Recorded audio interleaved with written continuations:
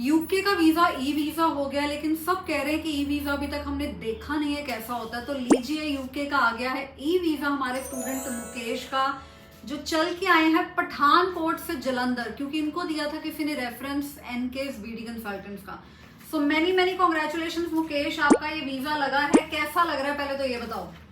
बहुत खुशी हो रही है। अब आप जा रहे हो, सारा सिलसिला इंटरव्यू की तैयारी, ये करो वो करो, सब खत्म हो जाएगा and you are just flying happy. So happy.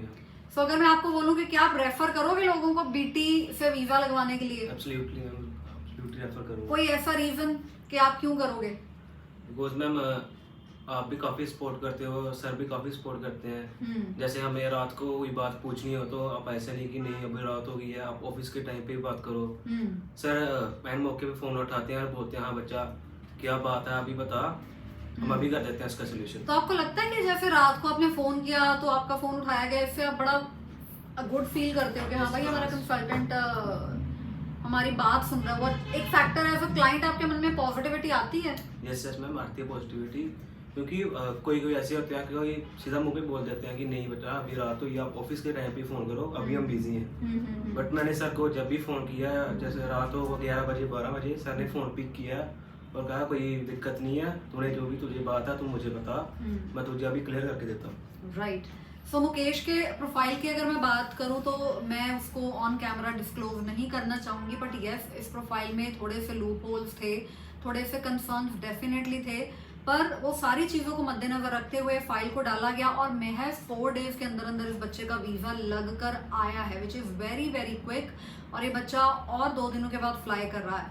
So UK में टचवुड आज तक हमारी कोई भी इंटरव्यू नहीं आई है जब से यूके ने दोबारा से अपने वीजास देने शुरू करे हैं, क्योंकि फाइलिंग यूके की बहुत स्ट्रॉन्ग होनी मैटर करती है। अगर आपकी फाइलिंग अच्छी है, आपके डॉक्यूमेंटेशन की प्रेजेंटेशन अच्छी है, तो वीजा के इंटरव्यू के चांसेस थोड़े कम हो जाते हैं। और ये स्टूडेंट ने पीटीई किया था, आइल्स नहीं किया था।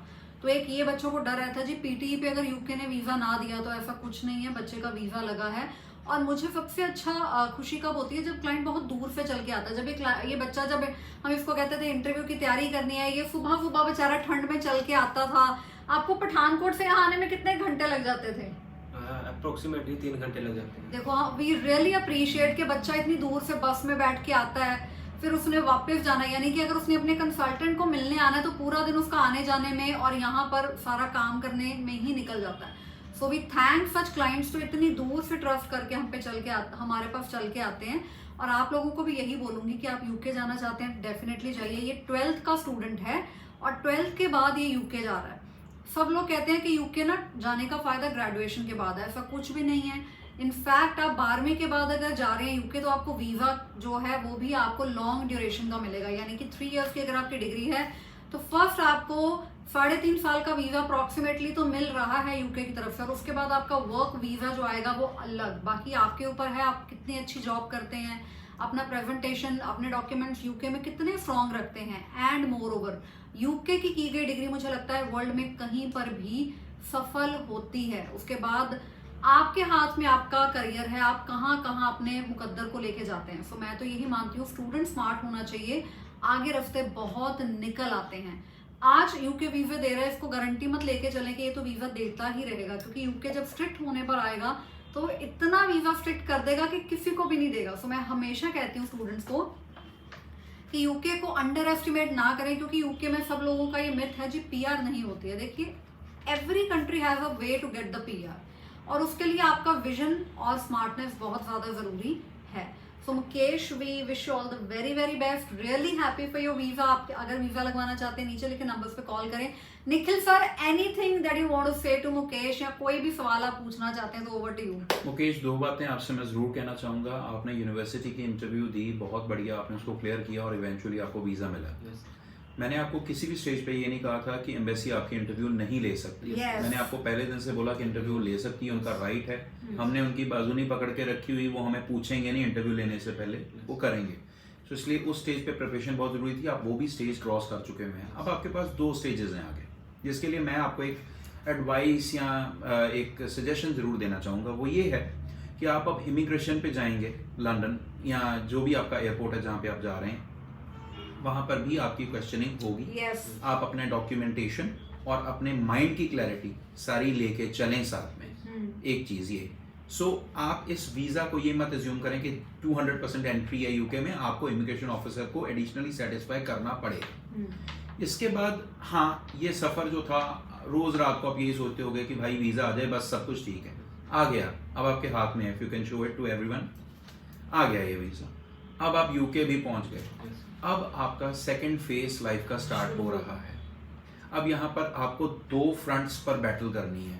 पहली फ्रंट है यूनिवर्सिटी, जिसके साथ आपको उनको सेटिस्फाई करना ही करना है, बढ़िया पढ़ के, बढ़िया मार्क्स लेके, बढ़िया सब करके you have to do. And side by side आपकी एक पर्सनल लाइफ भी जो है उसमें एक प्रोफेशनलिज्म एंटर होने वाला है। आपको जॉब को मेंटेन करना है, जॉब के साथ साथ आपको असाइनमेंट्स को मेंटेन करना है, आपको 2 तलवारों पे चलना है एक तरीके से बेसिकली। सो 2 किश्तियों पे सवार होने वाली बात है, और बहुत ज़्यादा आपको पर्टिकुलर डिसिप्लिन रहना है। और आने वाले 2-3 साल जो आपके हैं स्टडीज़ के, ये एक कंप्लीट ट्रांसफॉर्मेशन पीरियड है। आप ये देखेंगे कि साल बाद, 2 साल बाद, 3 साल बाद आप एक टोटली चेंज्ड पर्सन होंगे, बहुत प्रोफेशनल होंगे, बहुत टाइम की वैल्यू करने वाले पर्सन होंगे। सो बहुत चेंजेस आने वाले हैं आपके। और मैं एक बात आपको जरूर बोलूँगा, सबकी तरह मैं आपको स्वीट कोट करके ये नहीं बोलूँगा कि बहुत बढ़िया रहेगा, टफ होने वाला है, टफ होने वाला है अगला टाइम, बट इसके बिना कोई गुजारा नहीं है। You have to accept it. आप जितना इससे दूर भागेंगे उतना रोज़ परेशान, सोएंगे, रोएंगे। आप इसको एक्सेप्ट कीजिए, आप ट्रांसफॉर्मेशन के लिए रेडी रहिए। आई थिंक 6 months 1 year के अंदर आप बहुत प्रोफेशनल और सक्सेस कर चुके हो। और आई थिंक ये प्रोफेशनलिज्म एक दूर दराज कंट्री में जाके ही आता है, वो यहाँ अपने घर वालों के साथ रह के कभी नहीं आ सकता। वो कंफर्ट जोन में नहीं आता, वो कंफर्ट जोन में आ ही नहीं सकता। और मुझे ये लगता है कि जितनी छोटी उम्र में आप बाहर चले जाएंगे, आपका करियर उतना ही बढ़िया बनेगा, क्योंकि आप अपने आप को मेहनत करने के लिए ढाल लेते हैं। एक एज के बाद आप उतनी मेहनत नहीं कर सकते, उतना एफर्ट नहीं दिखा सकते। So this is the best time to apply for international education. और एजुकेशन को एजुकेशन की तरह लिया करो। प्रॉब्लम है हमारे इंडिया की, हम देखते हैं जी पीआर नहीं मिलेगी हम तो जाएंगे ही नहीं। ऐसा नहीं होता। PR is not everything, you have to make your career. PR से आगे बहुत कुछ। आप यूके की एजुकेशन कंप्लीट करके और किसी कंट्री में स्विच या मूव हो सकते हैं। World is open, it is a globalised world now. So thank you so much, many congratulations. Congratulations. Thank you sir. Video finish नहीं हुई है क्योंकि लोग कह रहे होंगे निखिल सर इतना बोल रहे हैं, पर हैं कौन? सो ही इज निखिल सर। मैं other side of the video पे था, इसलिए मैं उसमें पार्टिसिपेट नहीं कर पाया, पर मैं पीछे से यही बोल रहा था। और सब लोगों को एक ही सजेशन दूंगा कि प्लीज़ आप ना जो फॉरेन स्टडी है उसको आप एक बहुत ज़्यादा 2 चीज़ें कीजिए ना, उससे बहुत ज़्यादा एक्सपेक्टेशन रखिए, पर उसे हुआ भी मत बनाइए। It works in a balanced manner. मेरा आज 20 years का तजर्बा है और मैं सबको एक ही बात बोलता हूँ कि एक्सपेक्टेशंस पे लो रहिए और प्रेपरेशंस पे हाई रहिए। प्रेपरेशन लोगों की लो रहती है, एक्सपेक्टेशन हमारी ऐसी है कि पता नहीं क्या है। देखिए वहाँ पर थाउजेंड्स ऑफ स्टूडेंट्स जा रहे हैं, हर एक की अपनी एक स्ट्रगल है, हर एक की अपनी एक स्टोरी, और आपकी भी होने वाली है। और आप अपनी स्टोरी स्टडी ज्वाइन करने के बाद, वर्क परमिट पे पहुँचने के बाद, PR लेने के बाद, हर एक के पास एक स्टोरी होगी बताने के लिए। But all you need to do is stay focused. आपका मेन फोकस जो है उससे आपका डिविएट नहीं, आपका चेंज नहीं होना चाहिए फोकस।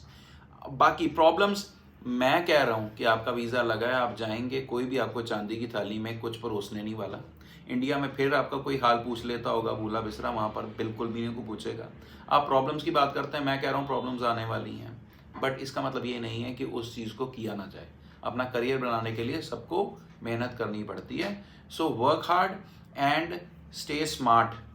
आपको कोई भी बेसिक बातें गाइड नहीं करने वाला, आप दुनिया में निकल रहे हैं। You have to stay smart and be aware of the things of law, particularly legality of the issue को आप जरूर नॉलेज में रखें। Thank you everyone and Mukesh, many congratulations. Mukesh, congratulations. Thank you ma'am. Would you refer people to come to BT? Yes ma'am, absolutely refer. चलो, may God bless you, have a good career. Bye.